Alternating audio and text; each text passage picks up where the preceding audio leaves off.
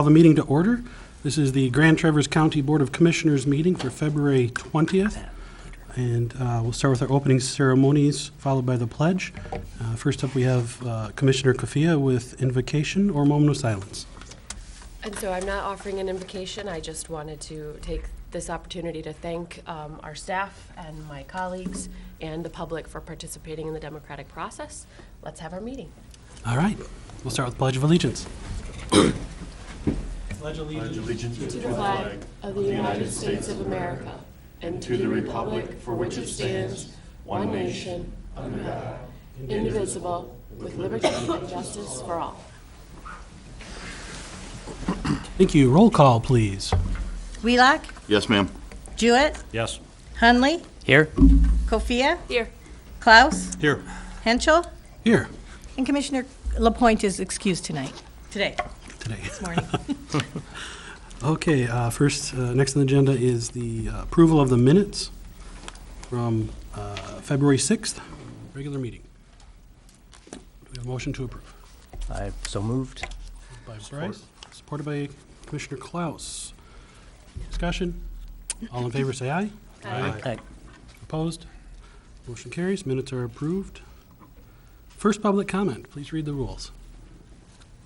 Any person shall be permitted to address a meeting of the Board of Commissioners, which is required to be open to the public under the provision of the Michigan Open Meetings Act.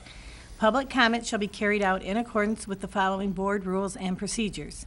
Any person wishing to address the board shall state his or her name and address. No person shall be allowed to speak more than once on the same matter, excluding time needed to answer commissioners' questions, if any. The chairperson shall control the amount of time each person shall be allowed to speak, which shall not exceed 3 minutes.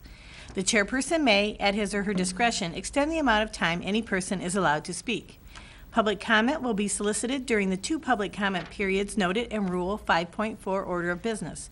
However, public comment will generally be received at any time during the meeting regarding a specific topic currently under discussion by the board. Members of the public wishing to comment should raise their hand or pass a note to the clerk in order to be recognized and shall not address the board until called upon by the chairperson. Please be respectful and refrain from personal or political attacks. Okay, do we have anyone for public comment this morning? Good morning.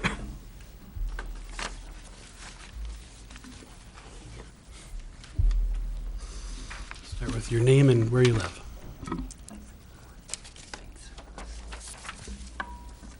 Good morning. Matt Scheck, taxpayer, 9th Street, Traverse City, Michigan. I paid my property taxes recently, and I noticed again that the assessed valuation of my home went up. I haven't done anything to my home in years, but I already expect it to go up because I know that the assessed value is really a ploy. It's not really that the value of my house went up. Technically, it's the value of our dollar has gone down. Anybody that knows anything about money, and let's talk about money here so we can get a better grasp of what I'm pointing at. In the handout that I've given you, I've got 4 representations of money that we currently use or have used in our country. The top one is the Federal Reserve note, which is fiat money. It is fiat means authoritative decree or command, and there is no value, inherent value in it except what the government says it can be used for. And since it can be inflated, and it has been inflated to the point where the United States dollar has shrunk to 95% of its original value, which brings up the second kind of currency that we have used, which was the silver certificate. It's not a Federal Reserve note. It ended its time as a specie in our country. Fiduciary money it is, and it's not the real money, but it is a receipt for real money and could be exchanged for real money. And if you read, I apologize for some of you, I didn't want to print a full dollar bill on there or somebody would accuse me of counterfeiting, and the federal government and the Federal Reserve don't like the competition. But if you look at it, you can see that it says silver certificate at the top, and it specifies that this certificate, that there is on deposit in the Treasury of the United States of America $1 in silver payable to the bearer on demand. The whole idea of having hard currency as a backup for your currency is to keep government in check from overspending, okay? Well, that didn't work too well, and especially it didn't work at all after they took us off the silver standard and the gold standard, 65 for the silver and I think 71 for the gold standard. The commodity money that I have represented at the bottom is constitutional money according to Article 1, Section 10, which states, "No state shall make anything but gold and silver coin to tender a payment of debts." The Coinage Mint Act of 1792 defined the dollar as 371.64 grains of silver. That's the official, unreputed, unchanged definition of what a dollar is. And Thanks, I Matt. thank you. I'm going to have more to tell you on that coming up. Anybody else for public comment this morning?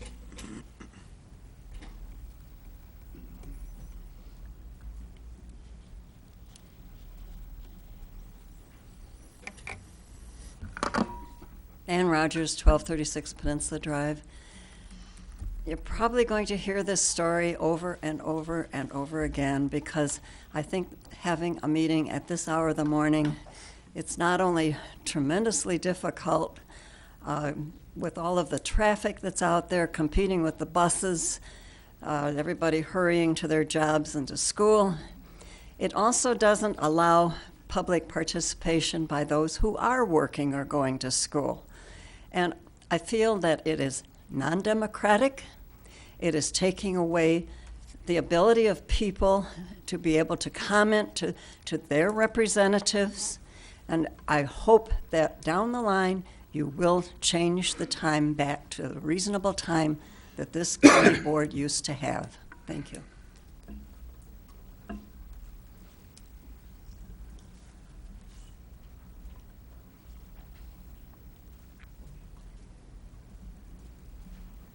Morning. Good morning, Dave Petro of Interlochen. I tried to bring this up last week, or last meeting. So anyway, I put it in a letter a little bit more, I hope, concise. The Blair Brownfield mistake. On February 6th, the Grand Traverse County Board approved the Rennie School Road Development Amended Brownfield Plan. Despite my plea for commissioners to delay the decision and consider the possibility that the figures they are depending on to produce the necessary tax capture might be considerably less than projected.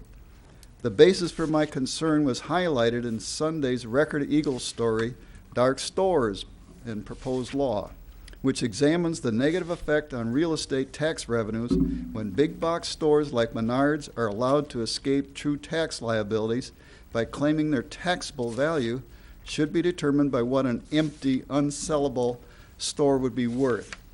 Until the legislature writes a law that prohibits dark store appraisals, there is no way to accurately estimate the tax assessment, nor the resulting tax capture. Therefore, the commission was negligent in their original approval and the original brownfield tax subsidy. The capitalist economic model demands private enterprises twist every law and every regulation to maximize profits. Good governance demands accountability before giving tax gifts. We have no guarantee there will be the promised jobs, and there is a good chance this development will take the dark store exception, leaving the rest of us taxpayers to cover the loss. So, thank you. Thank you, Dave. Any other public comment this morning?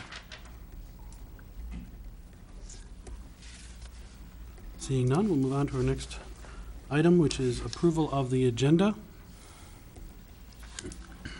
Mr. Chairman, I would move to approve the agenda with removal of 10A. Okay. Motion. Mr. Chairman, I would like to at some point give just a brief report about the final jail ad hoc committee meeting last night. I can either do it, we can either add it to the agenda, or I can just do it under commissioner reports. Yeah, it's already on the agenda for commissioner reports. That's the Okay, perfect time to that's do fine. that.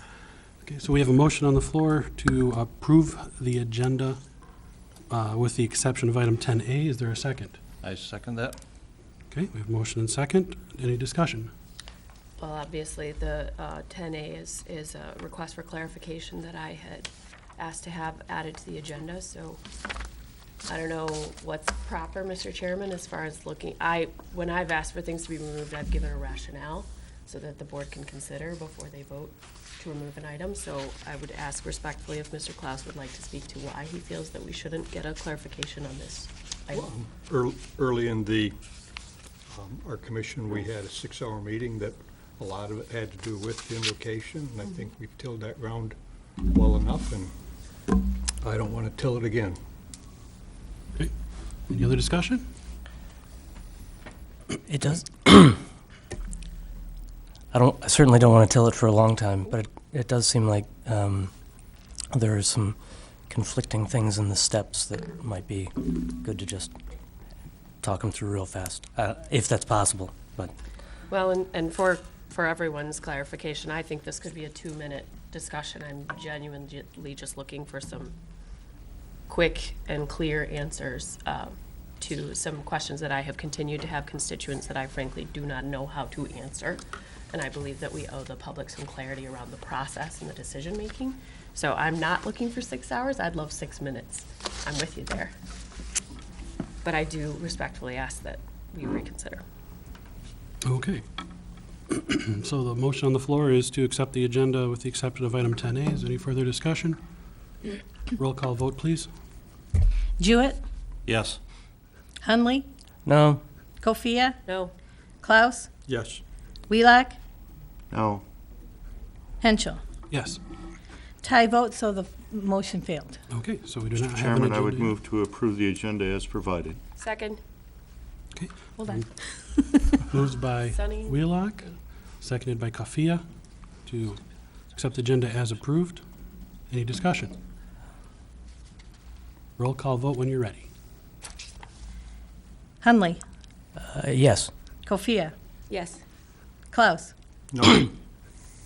Wheelock, Yes. Jewett, No. Henschel. No. Motion failed because it's a tie again. Mr. Chairman, I move we adjourn. If we don't have an agenda, there's no reason to hold a meeting. Motion to adjourn. Do we have a second? Support? Supported by Klaus. Any discussion? All in favor, say aye. Aye. Aye. Any- Wait. Who made the motion to adjourn? Wheelock? Moved by Wheelock to adjourn, seconded by Klaus. Let's do a roll call vote on that. Well, I guess the point of I Okay. think there's a point of discussion. Sure, go ahead. This, we have business to conduct. The idea that the 6 of us cannot come up with an approved agenda because somebody doesn't like one item that's on the agenda, that's ridiculous. We have business that we need to conduct, and I think it's pretty short-sighted if this board can't get past the idea that there's legitimate questions about the invocation policy.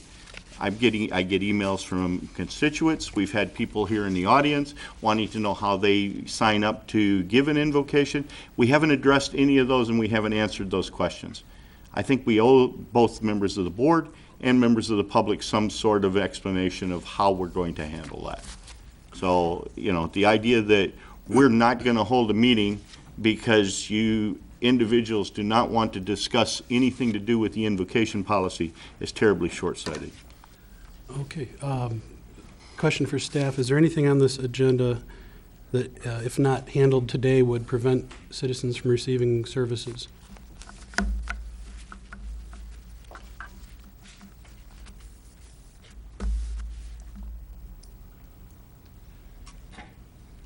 I don't see anything that's imperative to be acted on today. However, it will add to the agenda next time as well, so. Okay. And I'd like to, since we're in discussion period, I certainly intend to add this to the next agenda so we can do this, but if I remember the public, I would be livid to see this board, frankly, fight like cats and dogs just to approve an agenda. I believe that our public deserves better than that, our community deserves better, and as I said, my intention is a short conversation with clear answers and move on. We are elected officials. This isn't just about our opinions and convenience. We owe the public transparency, so. Would any commissioner desire to reconsider their vote on the agenda issue? can we Wait, don't we have a motion on the floor that we We have a to- motion on the floor. On the floor which to is adjourn? To adjourn. Yep, as Different point of issue. discussion, Okay. would any commissioner be willing to reconsider their vote on the agenda issue? Okay. Can I throw one more? So, Go ahead. I'm not Betsy, but looking at the invocation procedures, I suspect that the questions in place are not about whether or not to have the invocation policy, whether it's valid, whether it's good. It's just, there's 6 steps on here, and I think that she and Commissioner Wheelock and I just have would at least like to go through them, make sure that they all are consistent with one another so that there's no confusion as far as how we are handling the invocation. Right. So it's not, certainly from my point, and I'm, yeah, I suspect we've probably already debated this longer than the debate on the procedure would have been, so. But since it's in discussion, the notion that we're going to just give up and not hold the county's business because we don't want to talk about this policy, my head just exploded. I apologize. Well, you have the option to reconsider your vote on the agenda. There's an agenda item, and all we're asked, Yeah, the agenda as it was published and posted included a discussion of the invocation policy. I believe we owe it to the people to have the discussion that was properly posted. Well, if that's a reason to have something, then why did we remove an ethics discussion from our last meeting? Because that was posted and well-researched, and a lot of time went into that. I'm not exactly sure why we removed it that time either. You made the motion to remove it. I mean, I don't think so. you moved to approve the agenda without that item.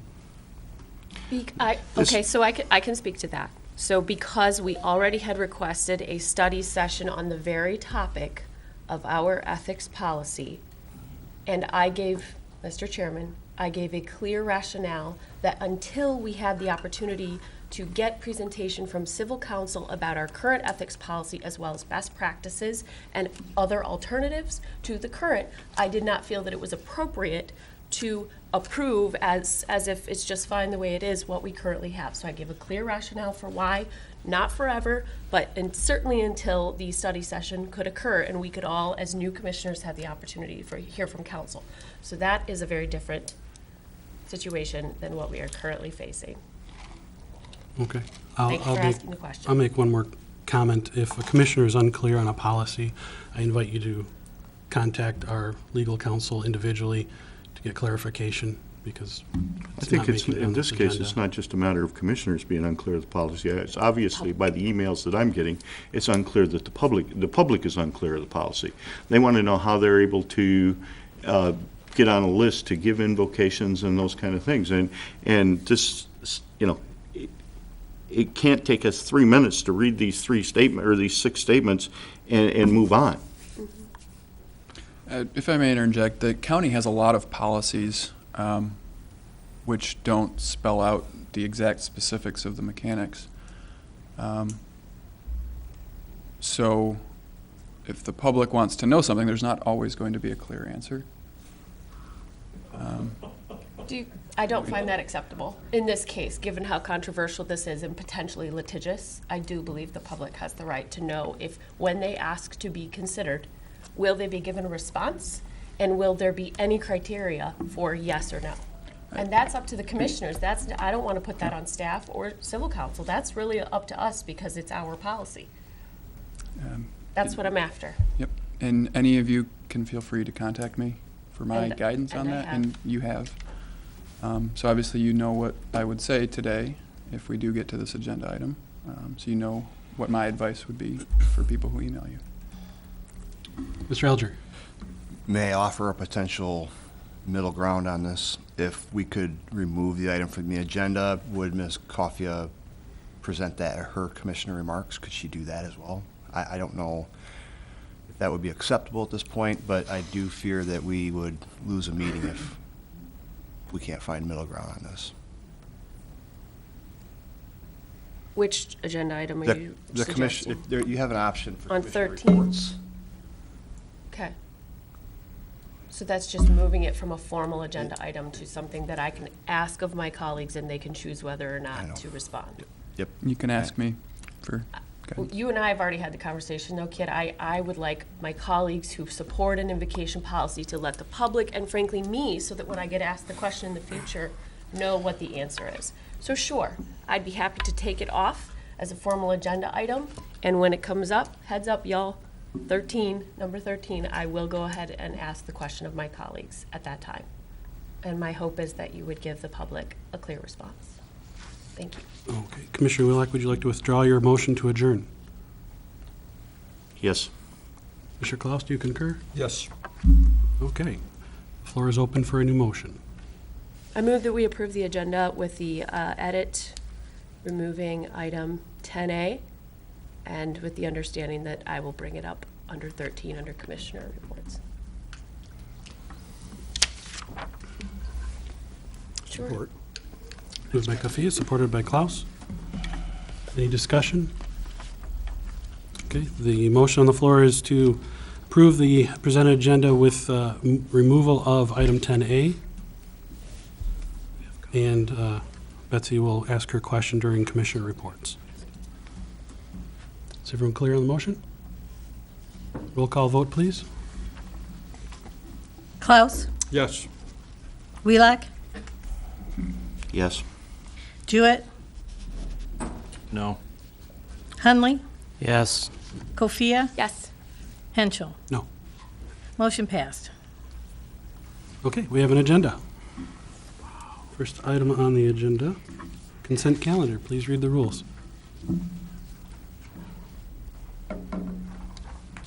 The purpose of the consent calendar is to expedite business by grouping non-controversial items together to be dealt with by one commission motion without discussion. Any member of the commission, staff, or the public may ask that any item on the consent calendar be removed and placed elsewhere on the agenda for full discussion. Such requests will be automatically respected. If any item is not removed from the consent calendar, the action noted, receive and file, or approval is approved by a single commission action adopting the consent calendar. A, receive. Number 1, Northwestern Regional Airport Commission minutes of December 18th. Number 2, Michigan Townships Association minutes of February 7th. Number 3, Road Commission monthly report. B, approvals. Number 1, minimum wage change, non-contract. Number 2, Michigan paid sick leave law, personal time policy update. Number 3, Land Information Access Association contract. Number 4, January 2019 claims approval. Number 5, fiscal year 2019 budget amendments. Okay. Any commissioners like anything removed from the consent calendar? Seeing none? Mr. Chairman, just one quick point. I will note on the January 2019 claims approval, the bill for Wheelock and Son Welding is not included in that claims approval, even though the work was completed well ahead of time. With Mr. LaPointe not here this morning and my not being able to vote, it is impossible for this board to give a 2/3 vote to approve the payment of that bill for services that were rendered for Grand Traverse County. Okay. So that'll be at a future meeting. Yep. Thank you for noting that. Any members of the public desire to move anything from the consent calendar for discussion? I can't vote. Expect votes. I can't vote. What do you got, Dave? A1 and 2B1 also.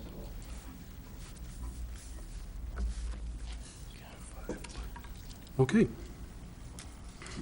We have our consent calendar. Do we have a motion to approve the consent calendar with the exception of items A1 and B1? So moved. Moved by Support. Bryce, seconded by Kafia. Roll call vote, please. Wheelock, Yes. Jewett, Yes. Hunley, Yes. Kofia, Yes. Klaus, Yes. Henschel. Yes. Okay, we're on items removed from the consent calendar. It's item 8 on your agenda.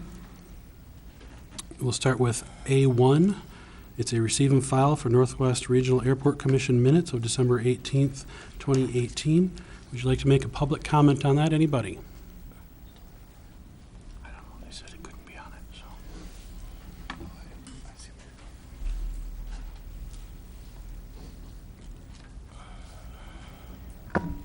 Good morning. I don't know if,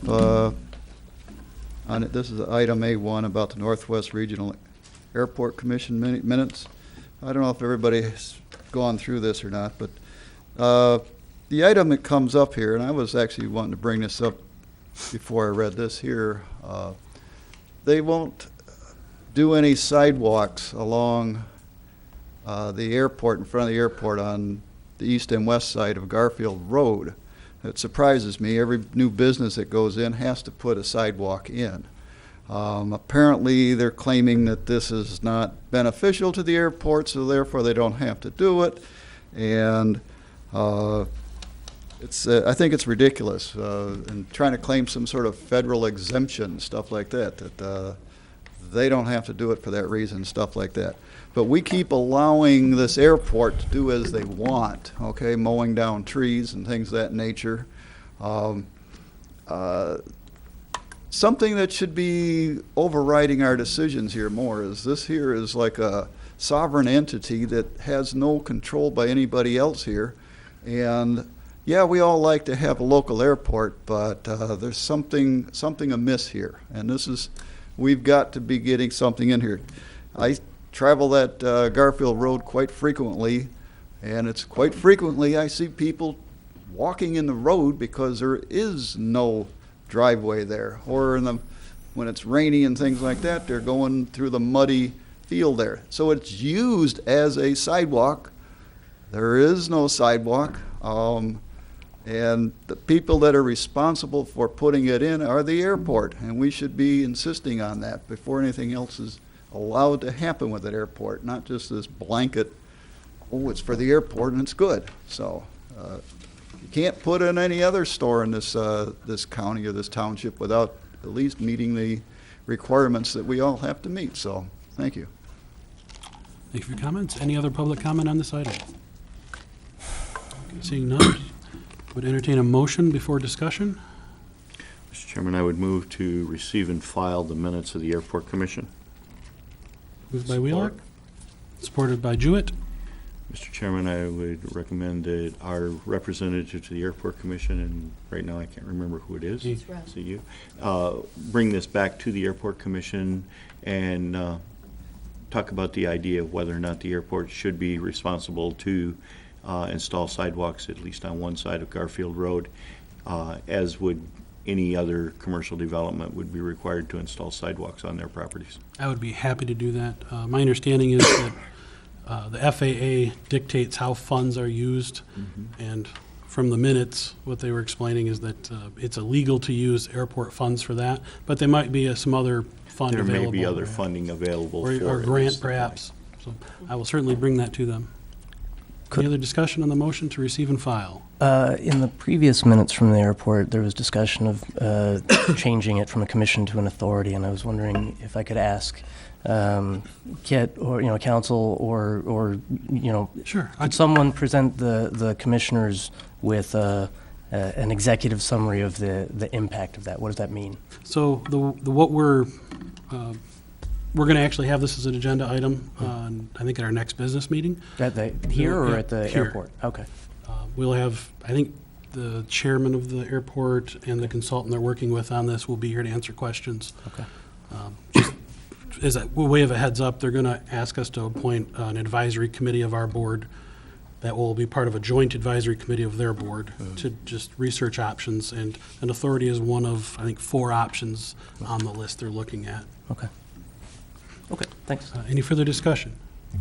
Okay, the motion on the floor is to receive and file the minutes from the airport December 18th meeting. All in favor, say aye. Aye. Aye. Any opposed? Motion carries. And item B1 from the consent agenda, minimum wage change non-contract. Any public comment on this item?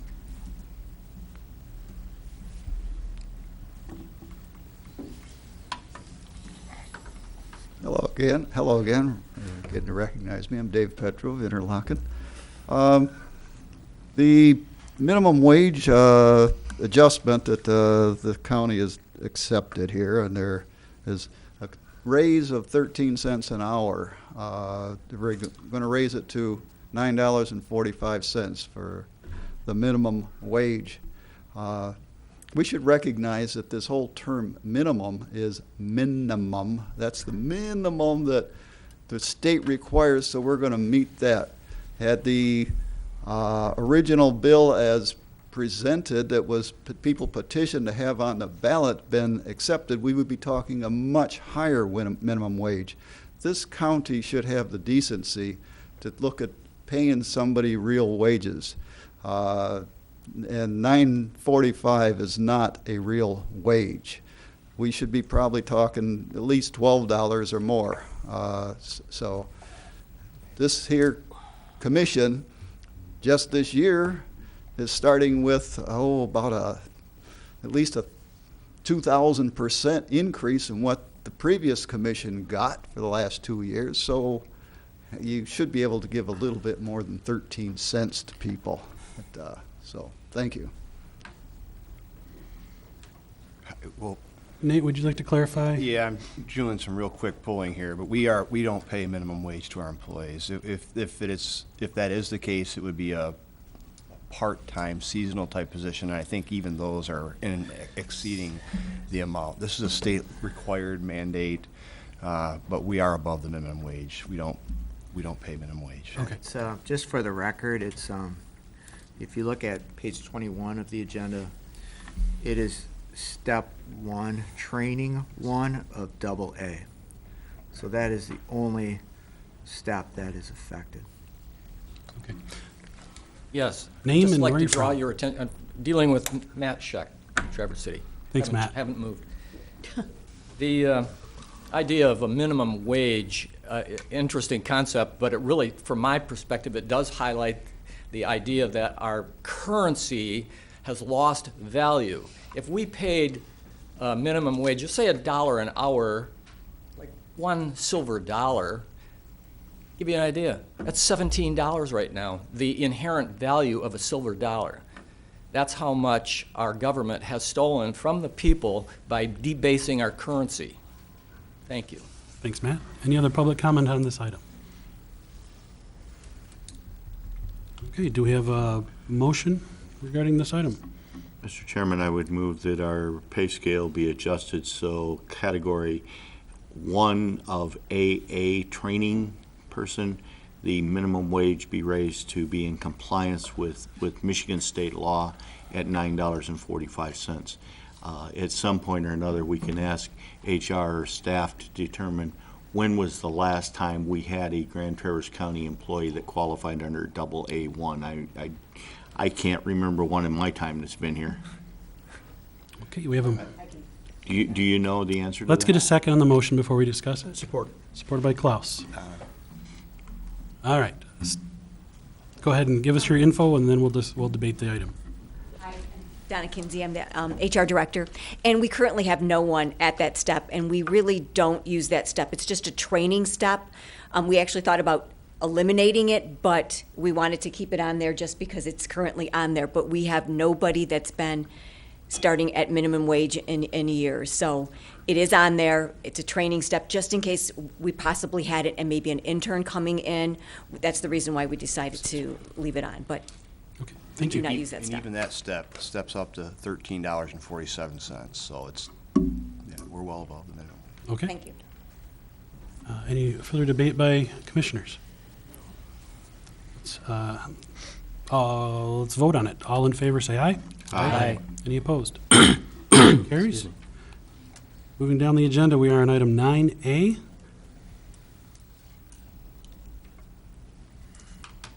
Right? I didn't miss anything. Selection policy? Yes. This is, The the title. Traverse Area District Library Board Selection Policy on page 61 in your packets. Yeah, I'll present on that. I'll just briefly go over the policy. This is something that Mr. Tholen and I drafted in response to the controversy surrounding the selection of Ms. Odgers and the lawsuit that also resulted. So the intent here is to look at the contract between the county and the city, take the 4 standards there, and then broaden those standards or elaborate on those standards really to provide 9 different steps or criteria that the board would follow in appointing a title board member, which is trying to carry out the intent of having a broad array of residents from various areas within the county serve on that board if possible. So that is why we've done it. That's what we've prepared and presented to you for adoption today. I'll note there is a typo in section 1, the last line, which I'll correct. Otherwise, if you have any questions about it, I would be more than happy to answer those. Does this policy add any extra that isn't already in the agreement we have? No. About TAL? Okay. No, really what it does is it attempts to flesh out the agreement, but it doesn't add anything to the agreement. Okay.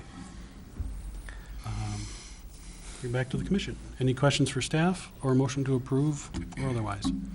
Motion to approve the Tattle Board policy. Moved by Wheelock, Support. supported by Klaus. Commissioner discussion. Bryce. Just one quick question. First of all, I think the policy is really well stated, and I commend your work. The one thing, getting into the nitty-gritty of the way the library board works that I don't fully know yet, is so there are independent boards for Fife Lake and Interlochen, and then there's the board for Tattle, which is the Right. whole system, as opposed to strictly Woodmere. Right.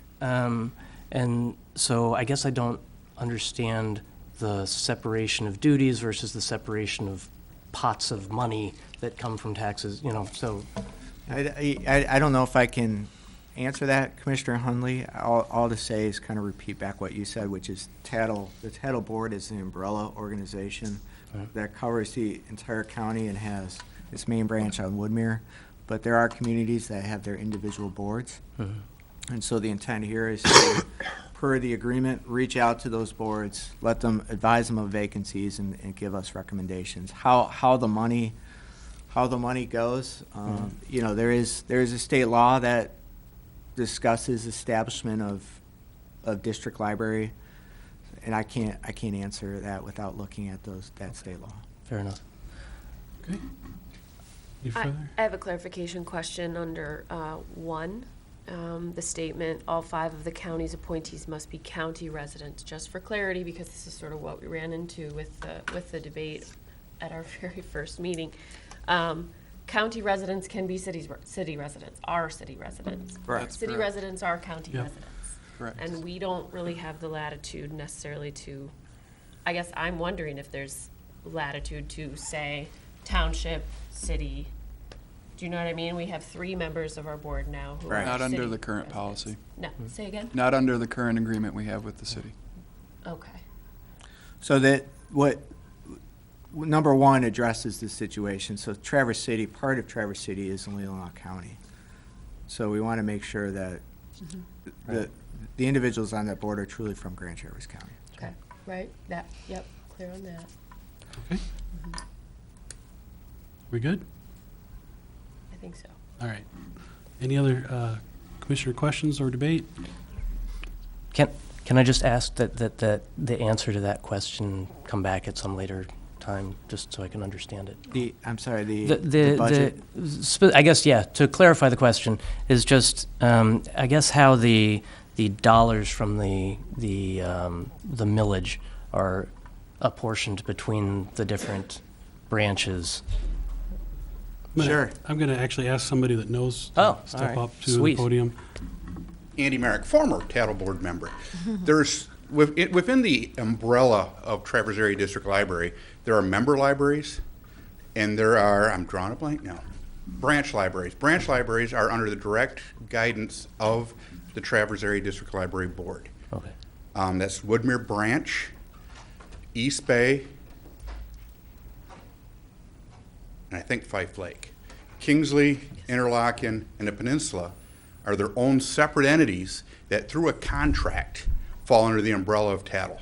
That contract determines how much money goes back to the branch libraries, as well as services are provided by the branch, such as tech services. Okay. So that money and how it's all distributed is through a contract that's renewed between the branch libraries and the member libraries. Okay. Does that answer your question? I can go into a lot more detail. Well, no, if you'd like I guess to. it does. It just, yeah, so What it was believable. originally, they were township libraries. Right. And the state library law changed, and you weren't allowed to have, or if you had a district library where you could get more services, the township libraries kind of went away. Right. Tattle is one of those unique districts that we've got both a Right. branch and a member library. You don't see that, I believe, anywhere else in the state of Michigan. So Right. we're kind of cool that we've got the ability for the local units, like Interlochen, to have their own library, their own building, but yet still get the benefits of being part of the big district. The district gets the benefits of the tax dollars that are captured from those areas where that money wouldn't come in to the entire district. Okay. Good. Thank you, Andy. You're welcome. Thank you. All right. Actually, I have a question on 4. When was the last time the Board of Commissioners and City Commissioners actually met and discussed this? Because it says shall review this policy at least every 3 years. Yeah, so I believe it was in 2012 that the last time that the agreement was revised. And so that language comes from other policies. It's standard language. And certainly we could reach out to city management sooner and have a discussion about changing the title agreement. Would it be beneficial to reach out to them and maybe clarify it? Because it is kind of, A little ambiguous, I don't to think say the the least. intent was written like it was intended in the original agreement. If I could offer a possible solution, this building is a joint occupancy with the city, and by that agreement, we have something called the Building Commission, which we don't know when the last time it met was, but it is supposed to be the mayor, the chair of the board, the city manager, and the county administrator. We have reinitialized that, and we're going to be meeting. So we could put that as an agenda item on that meeting to see if there's anything the city feels that we need to address, just so we cover that base. Does that make sense, Mr. Alger? Yes, it does. Great. All right, any further discussion on the motion? When are you having that meeting? It's March early 11th? March, I believe. Okay. And is that something that will then be added as one of the receive and file, approve reports? We could do from that. those meetings, minutes, and is that a public meeting? How does that work? It's not a public meeting. We can report that back to this commission. I also know that Chris and I are going through all the city agreements we have right now, city-county agreements, and this is something that would just naturally be presented as well for review. Right. So however it works, if there's questions about changing it, making it official, we can do that. in- It's to more report just so that or the board as a whole can be presentation. appraised, since we only have one member of our board who's actually going to Sure. be there and is a voting member, just like the rest of us, so, We would make a presentation back to the board. Okay. thank you. Okay. Any other discussion on accepting the motion on the floor? All right. All in favor, say aye. Aye. Any opposed? Motion carries. Next item is 9B, Finance. Refunding Grand Traverse County wastewater treatment bonds, page 65 of your packets. Probably the easiest way to explain this is what I have written on page 65. If you take a look at all of the documents that are attached, there's about 30 pages of resolutions and exhibits, and it's pretty hard to follow what those documents say. But we're basically, every year, our bond council looks at our outstanding bond issues to see if there are opportunities to refund those bonds by issuing a series of new bonds at a lower rate of interest. And that is the case here. The city wastewater treatment plant bonds, which were actually refunded back in 2011, they were initially issued in 2002, have 4 years of payments remaining. And the interest rate on those bonds are a 4% flat coupon rate. Currently, the market, we're anticipating that we could issue refunding bonds at rates from 2.4 to 2.6% fixed, and that would generate savings of about $150,000. We're not exactly sure if we're going to go, how we're going to market or sell the bonds yet, but we have gone to almost all of the townships the county treasurer and myself visited townships that met last week and explained the process. All of the townships have passed their resolutions, and the reason that the townships are involved is that there's a contract in place through the Board of Public Works whereby the townships have an agreement with the city for their waste, sewer waste that goes to the plant here. So this is not a small task because it involves 5 townships, the city of Traverse City, the Board of Public Works, and the county. But because of the difference in the interest rate, 4% current versus 2.4, 2.5, there is a savings by issuing refunding bonds, and that's what we're asking the board to authorize today. Mr. Chairman, I would move to authorize the refunding of the wastewater treatment bonds. Moved by Wheelock, Second. supported by Hundley. Discussion. I think this is a perfect example of our bond counsel and our finance staff being proactive. Over the years, we have saved the taxpayers in Grand Traverse County millions of dollars by refunding some of these bonds. You know, when we redid Dean, you may remember, I think when we refunded the septic treatment facility, there was like $650,000 savings to the taxpayers of Grand Traverse County in one action, you know. So, you know, being proactive in assessing these bonds on a very regular basis has really, truly benefited Grand Traverse County residents. That is correct. When we refunded the bonds back in 2011, the savings were almost $1 million on the wastewater treatment plan, and that benefits not only the city, but the 5 townships, including Elmwood Township. That's real money. There's not as large a savings here because of the fact that there's only 4 years of payments remaining. What will happen, we'll make our May payment as scheduled, but that will leave, as it's indicating here on page 65, about $6.4 million of bonds outstanding.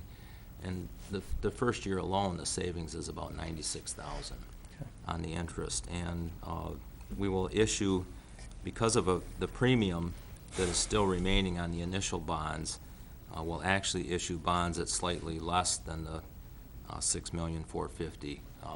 So we're not extending the term of the bonds here, and we're actually going to be issuing slightly less than the amount that's outstanding. So the only township that has not approved their resolution was Peninsula Township because they were not able to meet due to weather. But at this point in time, everyone has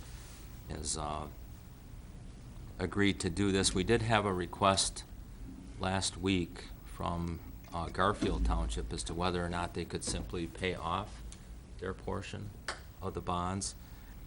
Bond counsel, in reviewing the contracts that are in place, has determined and provided information to the Board of Public Works that that is not possible.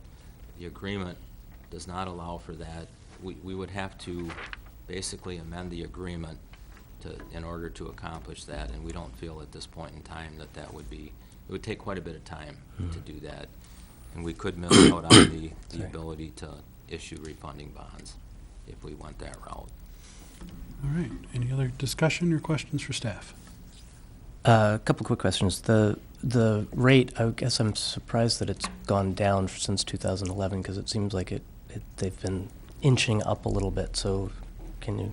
What traditionally happens when a financial institution in the market buys bonds, when you're looking at 15, 20, 25, 30 years into the future, so they're bidding on that bond. Right. And they're going to give you what they're willing to pay on that obligation. Okay.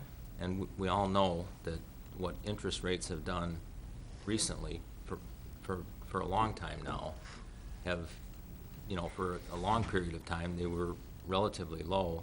They're just starting to inch back up. But that's what happened here when the 2011 bonds were refunded. Whoever bought those bonds, the last 4 years on the debt schedule, they were willing to sell those bonds to provide that funding at a 4% interest rate. Right.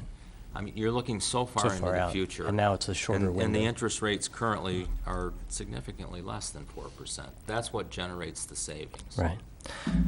The only other question I had in trying to review these, and it's been a while since, you know, my textbooks of bond issuances and so forth, but are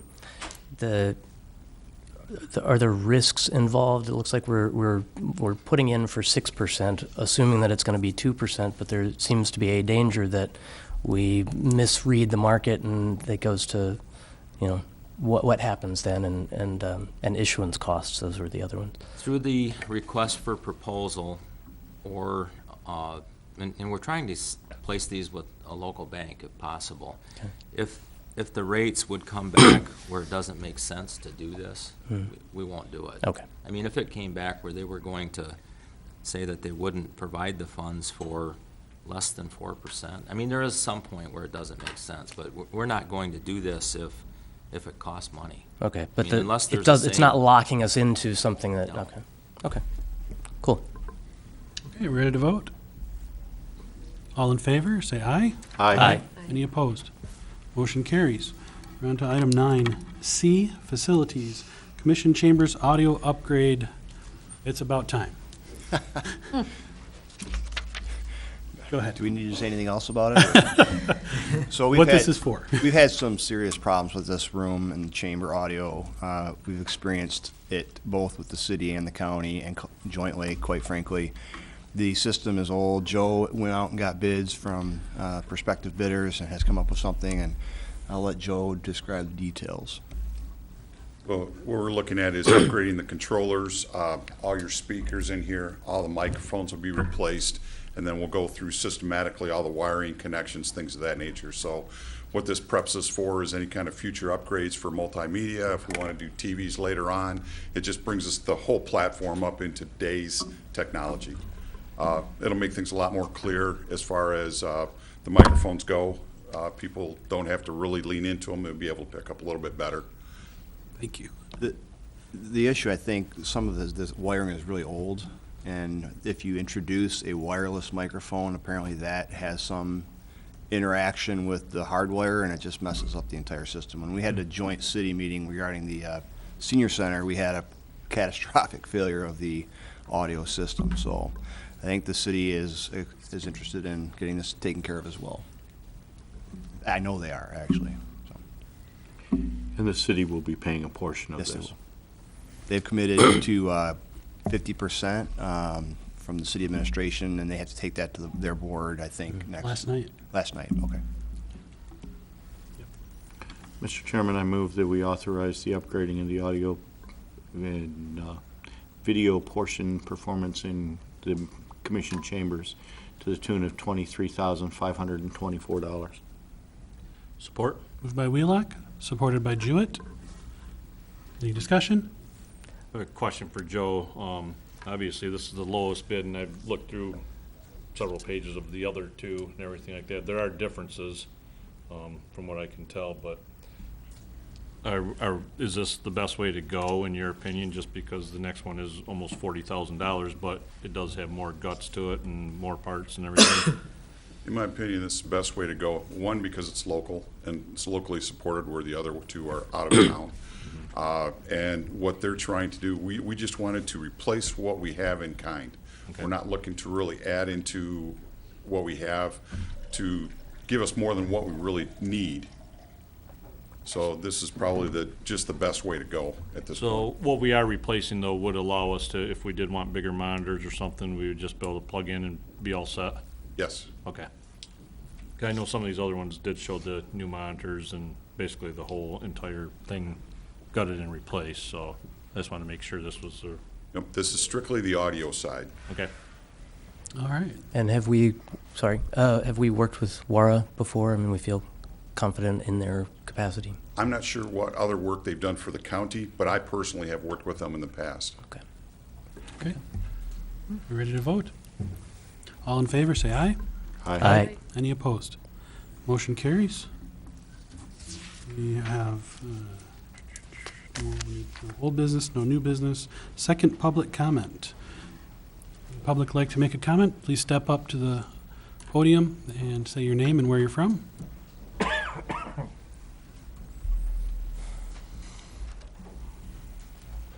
want you to know, sitting in the back row, I'm all for the audio improvement. My name's Ted Iorio. I'm in Elmwood. I hadn't planned to speak today, but I think a couple of weeks ago it was made clear with the audience that came here that church-state invocations are slippery slopes. And today's meeting is an indication of that, because I came here today to hear what the criteria would be and how the system would work, because the procedure you put out doesn't spell it out. So how are people to know that their request has been denied? And if it has been denied by a commissioner, why has it been denied? Because it's supposed to be non-discriminatory. Any resident in the county is entitled to give an invocation. Your protocol provides for a commissioner who may or may not grant the invocation.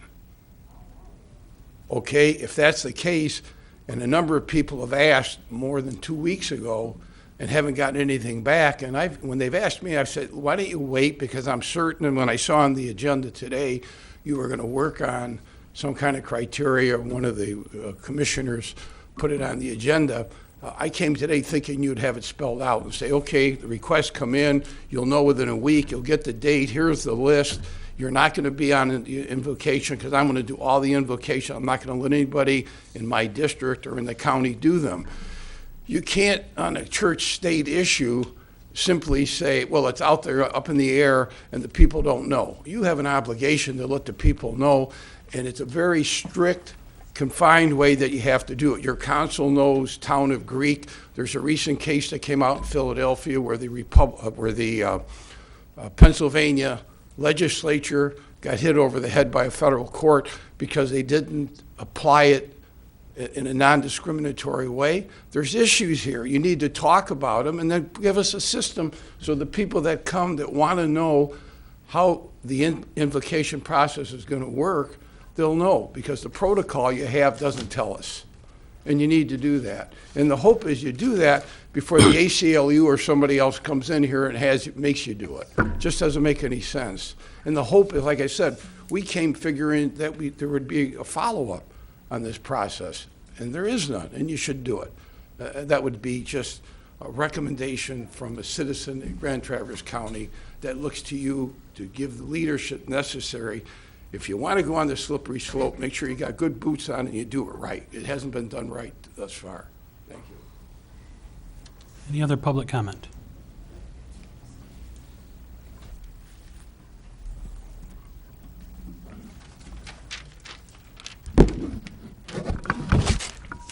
Ann Rogers again. I hope that you are not just looking at local issues, because what's going on in our state, in our country, internationally, with the climate crisis and with water situation is affecting us. You think sitting in Traverse City with the beautiful bay out there that, we don't have a problem. Yes, we do. And we have a problem with the plastic that's going in the water and accumulating in the fish, and there's an article in the paper today about that, about the recycling that needs to be done so it doesn't get in the water. There are counties downstate that have tremendous water pollution problems. You know about Flint, but perhaps you haven't followed what's happening with PFAS, the latest discovery of the polluted water in Benton Harbor and all across a lot of the southern part of the state. One of the things that Sierra Club and Northern Michigan Environmental Action Council are doing is having a film on the 7th of March at the library. It starts at 6:30 p.m., and it's called The Devil We Know. And then there will be a discussion about it, because it covers the whole PFAS situation, and it will give you a chance to come up to speed on what's happening with our water. And so I would encourage you all to look into that, perhaps come and find out all you can about protecting what we have that's so precious. Thank you.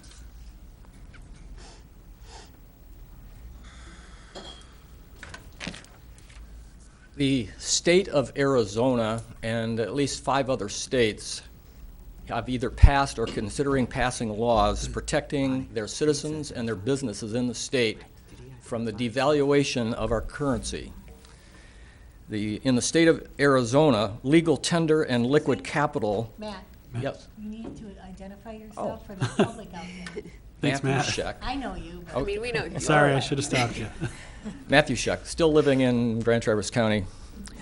In Arizona, in particular, the law that they passed, they add some interesting things that are defining what money is, and they include in it specie, which is legally consented exchange of things of value, okay?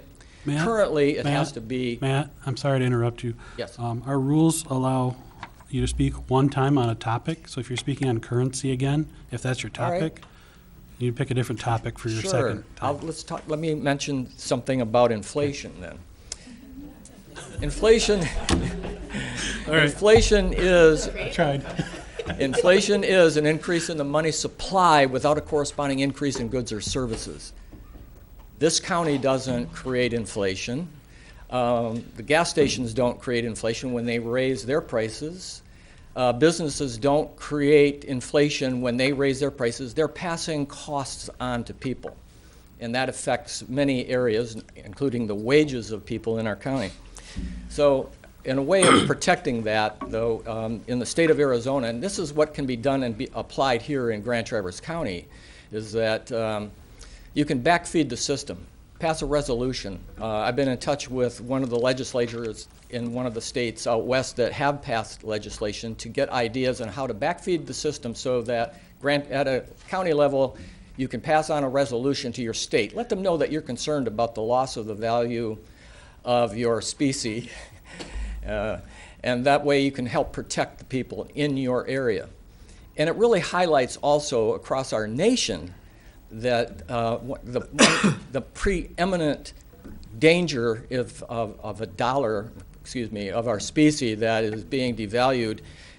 Can you imagine being a millionaire? Well, the people in Venezuela, most all of them now are millionaires. Yeah, crazy, isn't it? They've got inflation like crazy down there. But the same thing happened in Zimbabwe. The same thing happened in Germany in 1922, 1923. People there were burning the Deutschmark for cook in their stove because the currency was so devalued. It can happen here. So think ahead. I will hopefully in the future give you an idea of that. We'll put together something with the legislature that I've talked with to give you guys ideas about how to help protect all of us in our county, whether a Democrat or Republican. I think that's the neat thing about it is it's affecting everybody the Thanks, same. Matt. Thank you. Okay, anyone else for public comment? Mr. Merrick.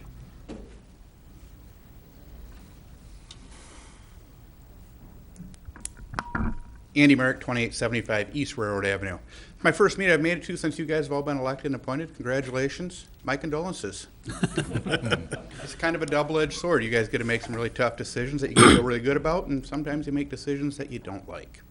I was not impressed with the 8 o'clock morning meeting. It was, for me right now in my current life situation, this was the absolute worst time you could have the meeting. Step back 10 years ago when I worked retail. There were 5 to 6 shifts that we worked, of which 2 of them could attend a 5 o'clock meeting. 4 of them can attend this meeting. So you've opened up to more people who work in a big box retail store to be able to attend. There's a letter to the editor talked about it's too dark at 8 o'clock in the morning to come in. Pretty light out there. I was reading it at 6:30 at night. I looked out my window, it was pitch black. So your 5 o'clock meeting would have been dark. So the people who were saying because of the elderly who can't drive at night, that was what they were saying in the letter to the editor, 8 o'clock meeting is actually better for that. So although I don't like the time personally, I think it was a good decision to open it up to other people. I've never seen in my 6 or 7 years of attending public meetings, quite often, the amount of public participation I have seen since you've moved the meeting to 8 o'clock. Once again, I don't personally like it, but it seems you got a lot of people out here participating in democracy, or the republic. Thanks for what you guys are doing. Good luck. I hope you can work together, because remember, you work for all of us. It might not be easy always to reach across the aisle, if you will, but it's something you guys have to be able to do. I think Commissioner Hundley was correct. It's very disappointing that you can't even come up with an agenda. 6 of you couldn't come up with an agenda. One of the people on either side could have changed their vote. So if you're pointing a finger across the way, you're just as guilty, Really? whoever you happen to be. Well, thank you very much. Have a great day. Thanks, Ian.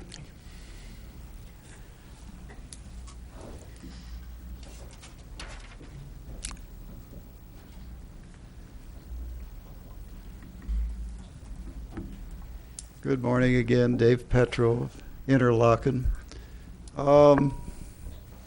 I wasn't going to say anything else, but since the start time has been brought up again and things like that, I think I would disagree with Mr. Merrick.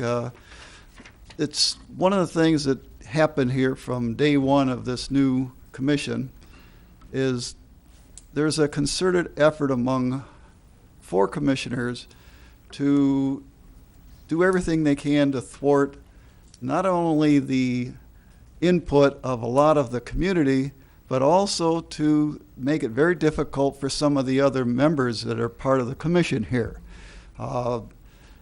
Everybody was elected knowing that the typical start time of meetings was 5:30 in the p.m., not 8 o'clock in the morning. I know 3 of the members have careers that this here impedes quite severely. And one of the things that this does is it makes it, they're sacrificing a lot to be here, okay? Many of us are not. But this agenda of this 4 that are on this board here tends to be one of the reasons we want to be here, because we've learned we can't trust you. Things that we've worked against for years have already come to the surface here. I think somebody was premature with the bit about selling the pavilions here just a couple weeks ago. Got a letter out there. That is probably one of the underlying agendas of this new administration. I think it's wrong. And so people are looking at ways to capitalize on our county heritage and stuff like that, and I think it's wrong. But the meeting time was just one little tip of the iceberg here. So if you really want to respect the people, you would return it to the evening sessions and not this early in the morning thing. So thank you. Okay, any other public comment? Please give us your name and where you're from. My name is Kathleen Keating, and I live on Wayne Street in Traverse City, Michigan. And just wanted to say a couple of things. I'm just against the invocations. I think it's more divisive than bringing people together, and I really do think you want to bring people together. And I would respectfully request that you change those hours to later in the day. I think, based on the people I know, they can get to meetings better in the evening than in the morning. I did like a couple of things you did this morning, and I kind of forgot what they are, and I really did want to say that. Well, the locally thing, you brought that up a couple of times. I thought that was great. You made a couple of decisions to go local, and there was another one. I'll write you about it. But anyway, and the pavilions. Are you kidding me? That's my response to that. Okay, thank you very much. Appreciate the work you all are doing. Thank you. Any other public comment? Seeing none, we are on to commissioner and department reports. Let's start with staff. Anything to report? Departments? Okay, and just go right on down the line. I'll go first. See, our Parks Commission met last week, I think it was. One of the many things we're considering is a community garden program. So there would be box gardens at the Civic Center for local people. They could rent the garden and Everything's provided in the program, seeds and instructions and everything. It sounded interesting. We referred that to our Business Development Committee, and any new parks program is referred that way. So I also had someone else ask me about a possible parks program, and that's where we send those. The airport has worked and negotiated with an airline to get a direct flight from Traverse City to Sarasota, Florida. We're seeing more and more direct flights as a result of our airport staff engaging with airlines. And also, someone mentioned PFAS. And one of the things the FAA, Federal Aeronautics, whatever it is, the FAA requires that we have a certain kind of fire suppression foam at the airport, and it contains PFAS by federal regulation. It has to. And federal regulation also requires that we shoot that off once a year to make sure it works. But at Cherry Capital Airport, we've found a system that will allow us to recapture those test fires so that that's no longer going into the environment. So we're on that, and kudos to Cherry Capital Airport staff for being on top of that moving forward. And I actually sent that information to our state senator, Wayne Schmidt, and suggested that the state find a way to promote that to other fire departments. And then as far as, CJCC has not met yet. I have actually met with our judges and talked about some issues we're dealing with in our criminal justice system. One of which is lack of diversion options for people going into jail that have legitimate mental issues. We've had some preliminary discussions about other areas where there's actual homes people could go to as a diversion for jail if they're there based on a mental health issue. The other issue we're struggling with is when people get out of jail, addiction treatment. They're being turned away because of budget issues at the regional level based on state block grants. So we're doing our best to deal with those. I've had some meetings, and we've got a couple more meetings where I'm just more or less a fly on the wall because it's not my committee. It's not a committee of this board. It's a committee it's a function of the courts, which we don't have authority over. We just set the budget for. But so I'm pushing in those directions, and just a heads up down the road, we might see something come back in the terms of funding a program. So pass it down the line. Go ahead. Okay, the Grand Traverse County Road Commission had their east-west corridor confab on Monday, which I was really well attended, and I thought well done. I guess I'm still in a very much listening and learning, and it'll be interesting to go through the process. But one of the things that came up was one of the constituents just pointed out that the whole plan is bounded basically by the county border, as you would understand, because it's the County Road Commission. But it seemed like an interesting. It's a good place to point out. There are certain options that could include, going out to Acme, out toward the Mire, out there, that kind of aren't even on the radar because of the boundaries and not regional planning and that sort of thing. So it just was a point to bring up that regional planning beyond individual boundaries is a thing that could be beneficial to everyone. And kind of along those lines, the notion of some kind of session coming up here in the future that would be kind of for us to get our heads around what our goals are as a commission, as a body, as a county. If we were going to put that on the agenda in the nearest future to talk about, I think that would be beneficial.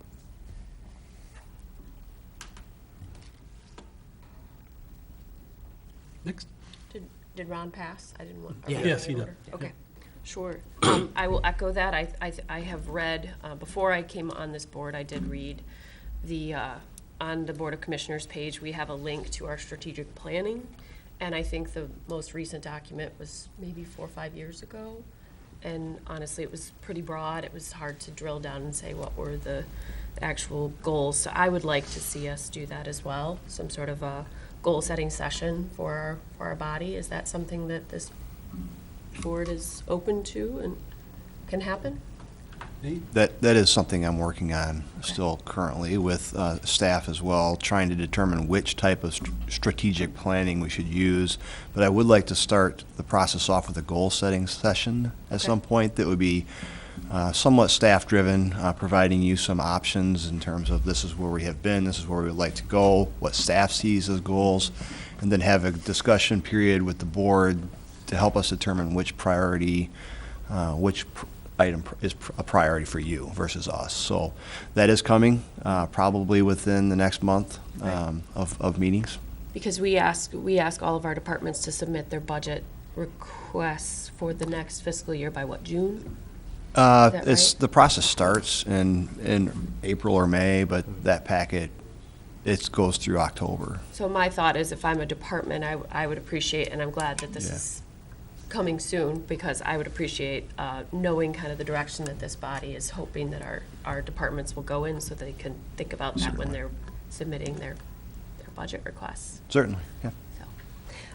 Okay, so my commission report, unfortunately, both the Peninsula Township regular monthly meeting and my area agency on aging meetings were canceled because of this weather.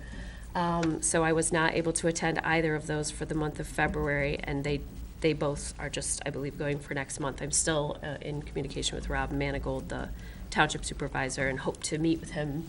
And I also have met with our city, since the other part of District 1 is the east side of the city. I've met with our city manager and attorney for just an introductory meeting.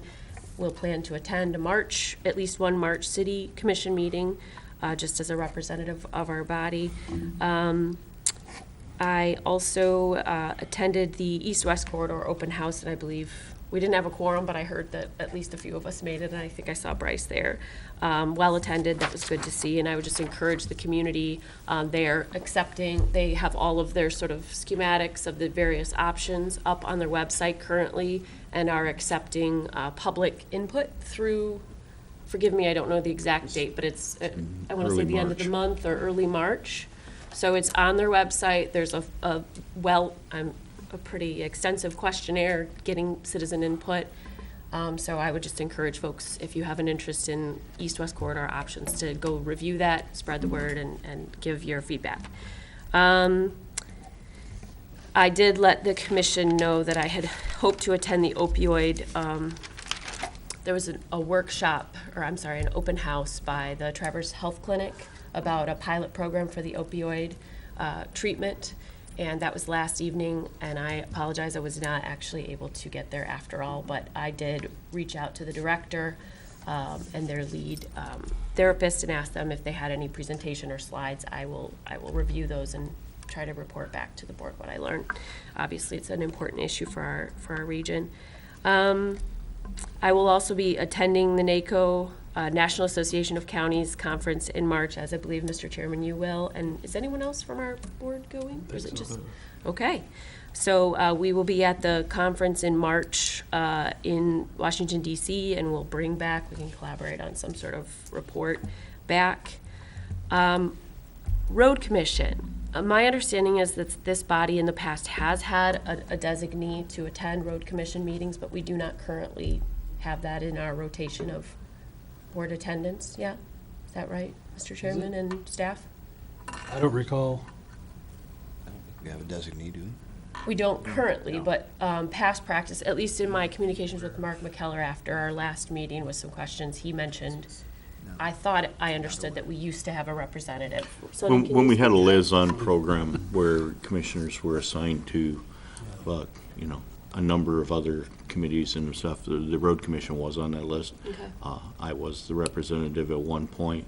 About 23 of those positions were eliminated a few years ago. Probably about the same time we went from 9 commissioners down to 7. Right. Because we just simply couldn't get bodies to all the places folks wanted us to be. Mm-hmm. So I just brought that up because I have kind of a light committee assignment, so I'm actually interested in, those are Thursday evenings, and I'm interested in attending at least semi-regularly just to learn and bring back. Obviously, roads and infrastructure is a huge issue for our county, and so just letting you know that I'm planning to try to attend those.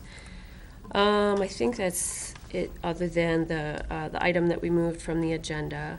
So to that point, and Ron, we're doing good. It's only 9:20, so I'm gonna shoot for 10 minutes or less here. Okay. What happened to 2? What's that? What happened to 2? I heard 2. Well, but then all the things happen, so now we have to, Anyway, all right. So to be clear, first of all, the vote that was taken is the vote. This is an approved invocation policy. I respect that. I understand it.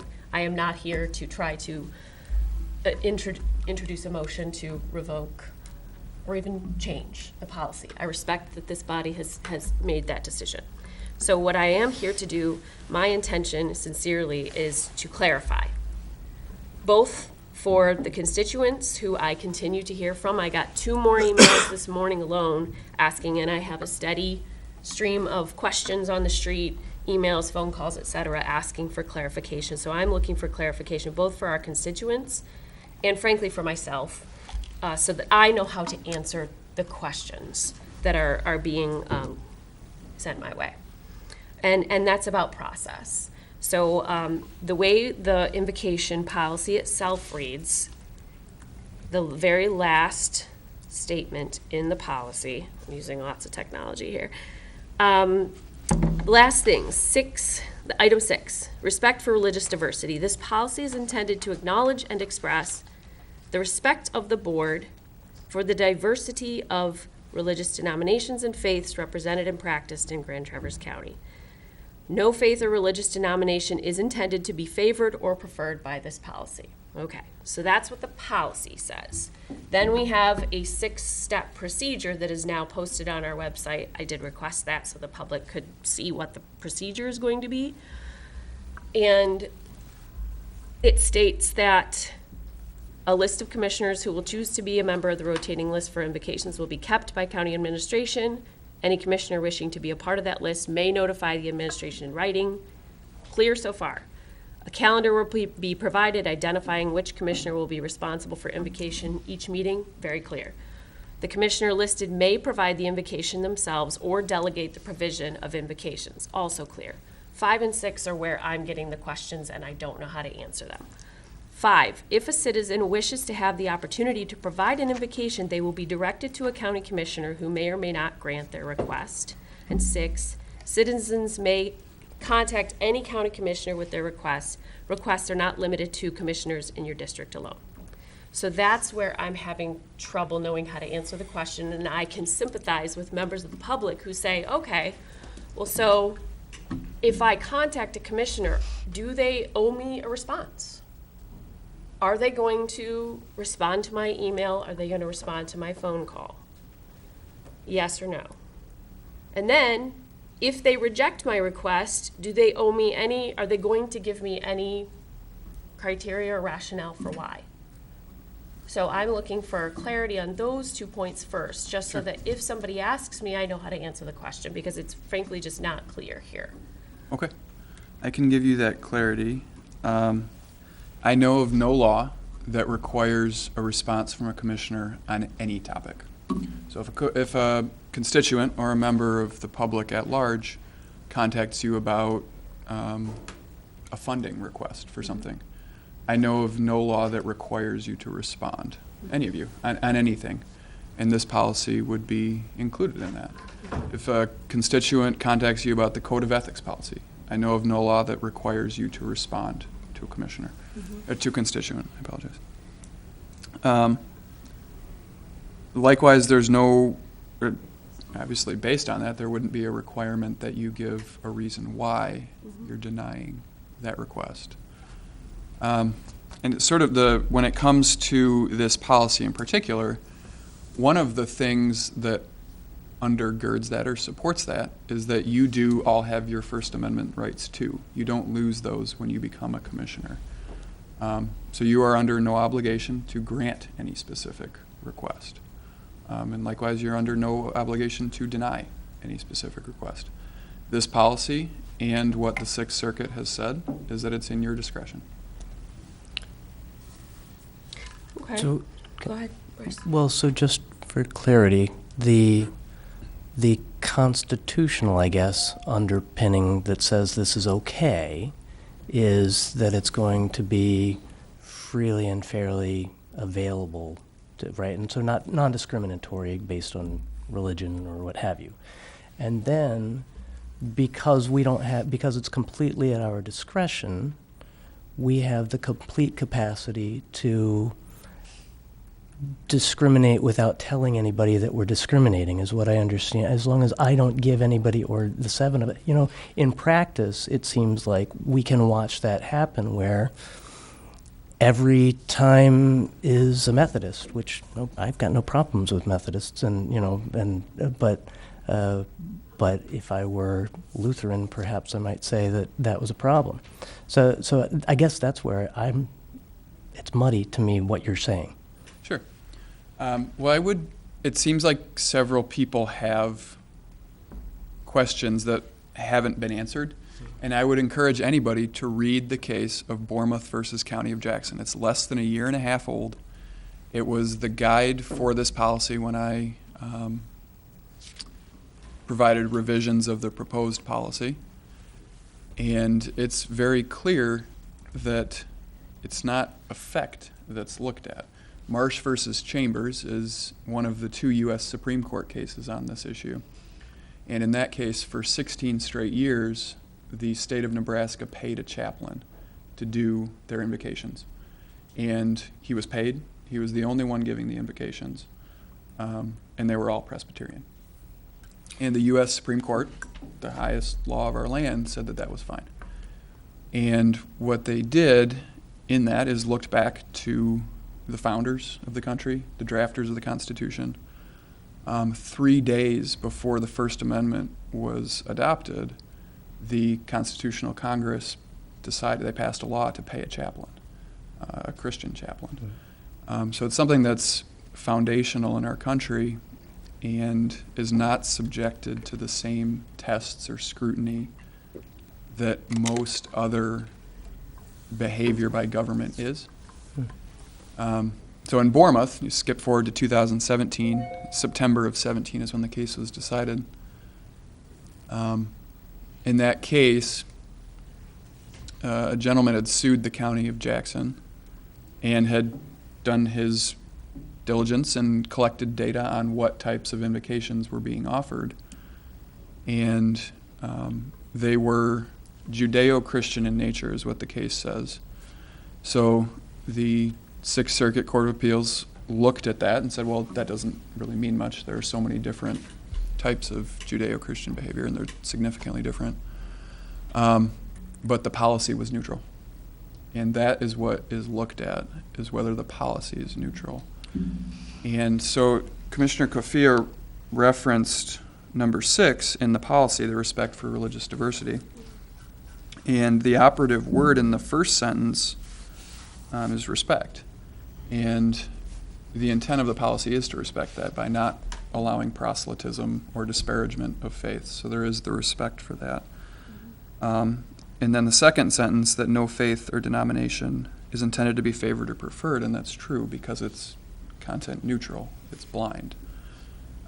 In Bournemouth, they didn't quiz each of the commissioners on what their faith was, but they did say that since the content is neutral and each adult member of the county would be eligible for office, somebody who's a different faith could be elected and could provide an invocation of their faith. And at that point, they talked about the city of Hamtramck, which had just elected a Muslim majority board. So the gist of it is, if you have a content neutral policy, there are many, many different ways you can have it done. You can cast a wide net and say any member of the public can do the invocation. You can cast a smaller net, and the town of Greece is where they looked at specifically congregations, cast a net just to congregations. Or, as was the case in Bournemouth, you had the commissioners or their designate providing the invocation. So given that it was less than a year and a half old, and it's from the second highest court in our country as far as Michigan goes. It's the best guidance we have on providing a constitutional policy. So, and in the same year, I believe, the 2018, in 2018 is what you're talking about, Kit, with the Bournemouth It's case? 2017, it was September of sorry. 17, it was So decided. more recently than that, in North Carolina, we had a county commission that ended up paying almost $300,000. It's $285,000 in legal fees to the ACLU after a 5-year lawsuit because 97% of the prayers at the commissioners' meetings were Christian prayers. And so those, and it's been acknowledged that those two are in conflict and may end up going to the Supreme Court. Again, my position has been clear all along. I do not support, I believe we have separation of church and state. I do not feel in good conscience I can facilitate a religious prayer of any kind regardless. That is my position. So I can give, when constituents approach me and ask me, I can give them that clear answer, this is my position. What I cannot do is refer them on to a commissioner and know that they're going to get even an answer to their question. And we talked about respect in the policy. I find it disrespectful to ignore a specific request when you have clearly stated that you favor invocations at this public meeting. And I just had a woman who's a Wiccan today email me and offer to give an invocation. I'm going to respond to her respectfully, and I'm going to refer her to my colleagues who support religious invocations at public meetings. And I believe it is disrespectful to ignore those and give them no answer. So I feel it is my responsibility as a member of this public body that is accountable to the taxpayers of this community to give answers, especially with such a controversial issue, and the public overwhelmingly stated that it was overwhelmingly in opposition. So, I mean, I don't know what's ahead as far as the Supreme Court. I don't know, whether it'll be Bournemouth, Mr. Tholen, that the Supreme Court sides with, or someone else. I do know we have very recent examples of county boards paying out taxpayer money by the hundreds of thousands because we got sued, because we had only one type of prayer being offered. And so I would like to avoid that as a steward of our nearly $40 million taxpayer-funded budget, which is part of our job, one of our 3 major functions. Another of our major function is constituent services.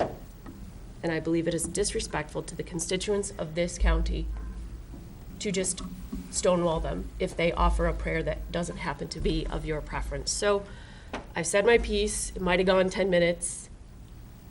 I would ask the members of this board who voted for an invocation to provide the public with clarity around how you're planning to handle their requests. That's all I have. Sonny? From the beginning, I have opted to remove myself from the invocation discussion. I don't believe it's necessary. I believe the board previously made the decision that it was divisive to our community to hold it, and the practice had been removed from the agenda for a long time, probably 5-6 years at least.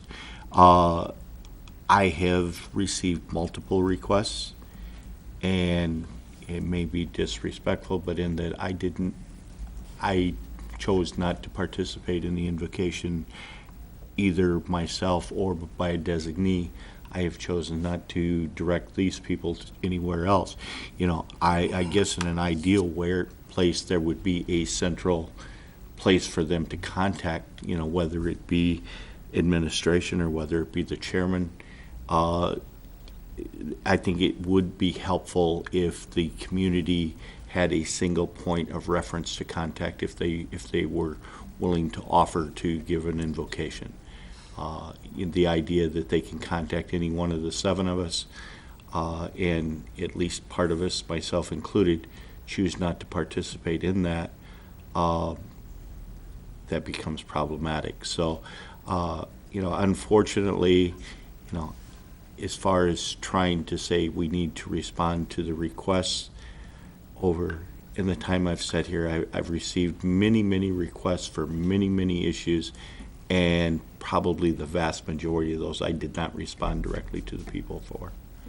I believe that they elect me to represent them. I'm more than willing to listen, but I'm probably not going to engage in a dialogue unless there's some reason to do that. So, I do believe it would be helpful for the community if there was a central point of contact for people who choose to offer their services for an invocation. And again, I would suggest that either be administration or the board chairman. And to be clear, I believe that commissioners actually offering their stance and All how right, they we're plan on to handle it commissioner is reports. appropriate. Come to Yes. order, please. We're on commissioner and department reports. Oh, So- I'm sorry, I thought you were asking me to No. respond on that. Okay. We're looking If for your All right, commissioner if report. we're looking for my jail committee report. In March of 2018, Grand Traverse County Board of Commissioners appointed an ad hoc committee, charged them with two functions. One was to evaluate and try to improve the mental health services in the Grand Traverse County Jail, and the second was to select a consultant to update the status of our current jail facility and reevaluate our current needs assessment. Our last needs assessment was done in 2014. That needs assessment was done by the National Institute of Corrections. Let's speak first to the mental health services. I had all intentions to have this thing done and over with before the end of the year.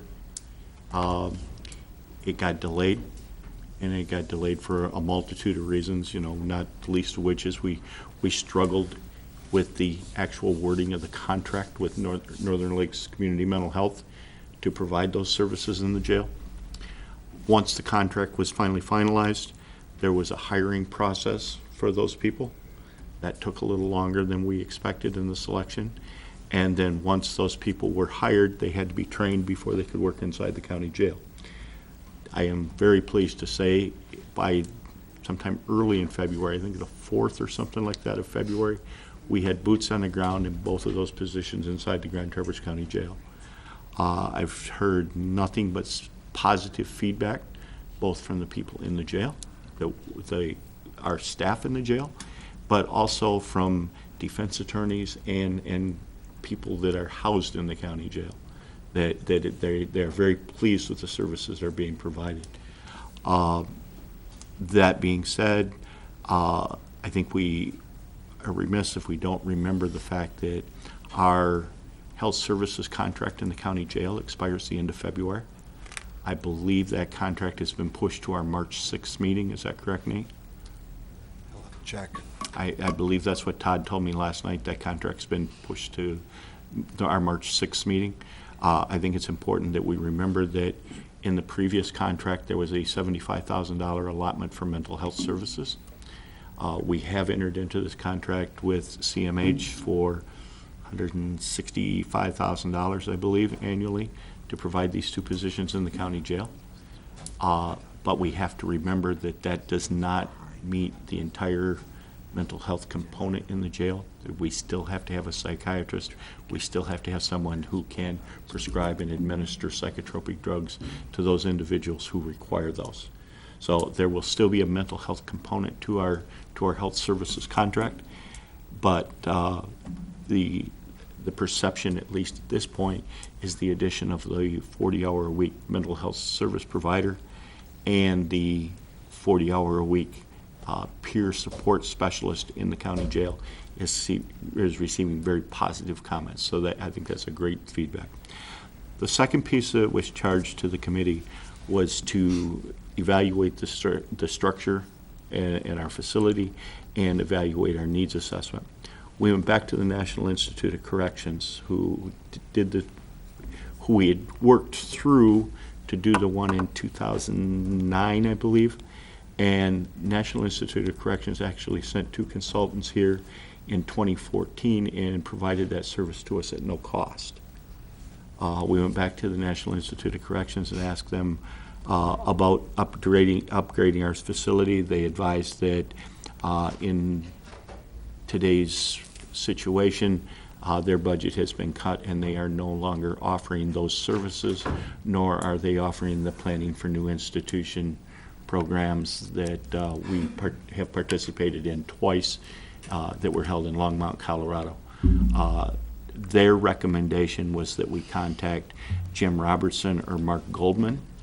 It ended up that, with a little bit of research and not a whole lot of research, we realized that Jim Robertson was the individual who was here in 2009 and again back in 2014 to do our assessment.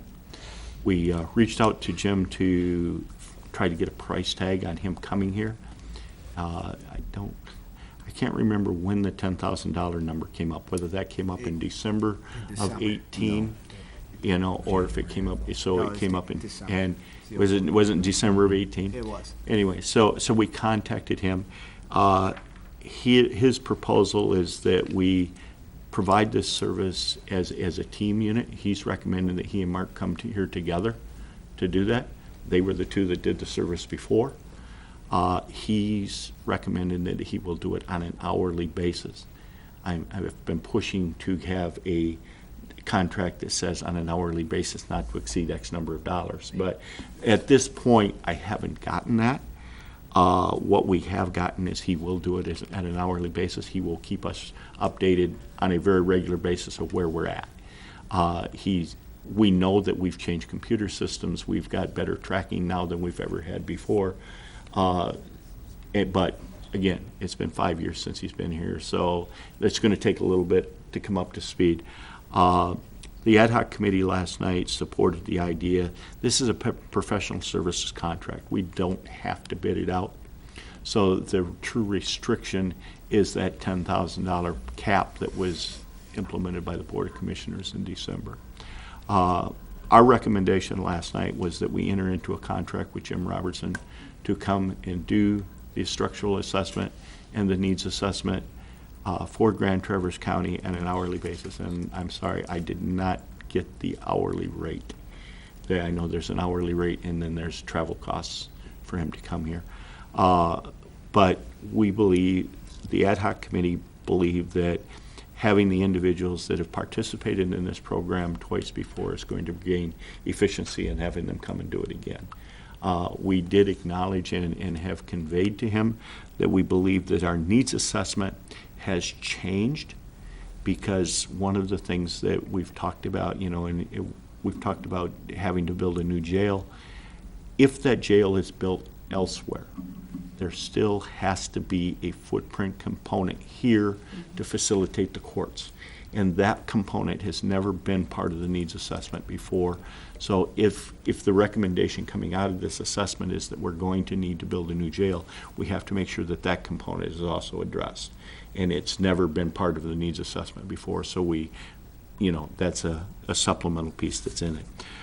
But the results is, what I'm reporting to you is that the Jail Ad Hoc Committee, I believe, has done their job. They have made a recommendation that we contract with Jim to come and do the needs assessment and the upgate, and the mental health services is on the ground. So it's my recommendation that the Jail Ad Hoc Committee be dissolved. The reports from this needs assessment has always been expected to come back to the CJCC. It was never to be acted on by the jail committee. We were simply to select the consultant. Can you spell out the acronym just for? The Criminal Justice Coordinating Council will make the decision about whether we need a jail, where the jail will be, what size it will be. All of that will be done by the council. Rob spoke to the council's makeup a little bit earlier. It's my understanding that Noel Muggenberg has agreed to chair that committee, which is a great thing. But we all have to remember that committee only works if we can keep the people at the table. And if we start getting too controversial, we went through, I know that we were charged with creating the CJCC in 2014, but up until about 6-8 months ago, we could not get buy-in from the judges. We now have the judges at the table, and we need to make sure we keep them there, because judges are an independent thing, and we all have to realize they have their responsibilities, we have ours, and sometimes they conflict with each other, but none of us can do this on our own, so we need to stay at the table. But our recommendation last night is very simple, to enter into a contract with Jim Robertson. I know that Chris has worked on a contract for him, and maybe he can speak to that a little bit. But I believe that the Jail Ad Hoc Committee has fulfilled their responsibility, and I'm going to recommend that that committee be dissolved, and that's what I reported to the committee last night. I don't believe it requires board action to dissolve it. If the task is done, it's dissolved. You know, I just wanted you to know where we were at, and like I said, we had all intentions that this would all be done before the end of the year. This board would never have to deal with it, but we got held up with the contract with CMH and then the hiring of the people and trying to get this consultant contract in place. All right. Any commissioner report? LPT was canceled because of weather. Central Dispatch meeting I went to was pretty much just an organizational meeting the first time. Traverse Transportation Coordinating Initiative, our first meeting's March 9th. And beta meeting is the last Wednesday of the month. We did change the time from 9 a.m. till noon just because of too many conflicts of interest at 9 o'clock in the morning. But we did create a ad hoc committee to do facility reviews and see where their facilities stand and what might be the best way to move forward in the future. And I was appointed onto that ad hoc committee there. So other than that, nothing. Most of them were organizational for the most part and everything, except for the one that's been canceled and the one that we haven't had yet. So. All right. On to notices. Current job openings, vacancies at the county. The public is welcome to come to grandtraverse.org, the county's website, and look at the job openings available there. Other notices, the county administrator and I did actually attend the opioid session last night and learned a great deal about what's available. So, and I'm saying this under notices because I want to reach out to the public that watches. If you or someone you know has a struggle with opioid addiction, there is help available. Contact the Traverse Health Clinic. It's a new program. They have capacity available right now, and they're seeing success. So don't hesitate. Very, very open and non-judgmental. I can't stress enough, if you're struggling with that, reach out. Don't struggle alone. Any other notices? Events coming up? All right. No need for closed session. If there's no further business, we are adjourned.